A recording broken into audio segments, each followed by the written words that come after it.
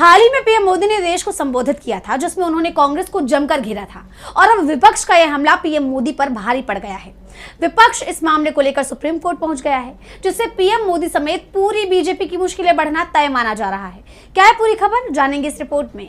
संसद में महिला आरक्षण से जुड़ा संशोधन विधेयक बहुमत नहीं मिलने से गिर गया था, जिसका आरोप सरकार ने विपक्ष पर लगाया। इसी कड़ी में पीएम मोदी ने राष्ट्र को संबोधित भी किया था और इस दौरान उन्होंने विपक्ष, खास तौर पर कांग्रेस पर जमकर हमला बोला। वहीं अब ऐसा करके पीएम मोदी बुरी तरह घिर गए हैं, क्योंकि विपक्ष ने इसे आचार संहिता का उल्लंघन करार देते हुए मोर्चा खोल दिया है। साथ ही सुप्रीम कोर्ट का भी रुख किया है।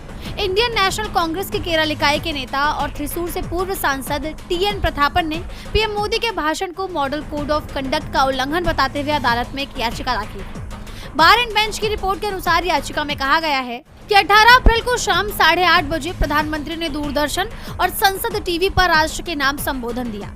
ये भाषण उन राज्यों में चुनाव चल रहे होने के बावजूद दिया गया जहां 15 मार्च से मॉडल कोड लागू है। इन राज्यों में असम, केरल, तमिलनाडु, पश्चिम बंगाल और पुदुचेरी शामिल है। याचिका में आरोप लगाया गया कि पीएम मोदी के भाषण से दो बड़े उल्लंघन हुए हैं। पहला, मॉडल कोड ऑफ कंडक्ट की धारा 7(4) चुनाव के दौरान सरकारी संसाधनों और सरकारी मीडिया का इस्तेमाल पक्षपाती प्रचार के लिए नहीं किया जा सकता, और दूसरा, जन प्रतिनिधित्व अधिनियम 1951 की धारा 123(7) सरकार की मशीनरी का इस्तेमाल चुनावी फायदे के लिए करना भ्रष्ट आचरण माना जाता है।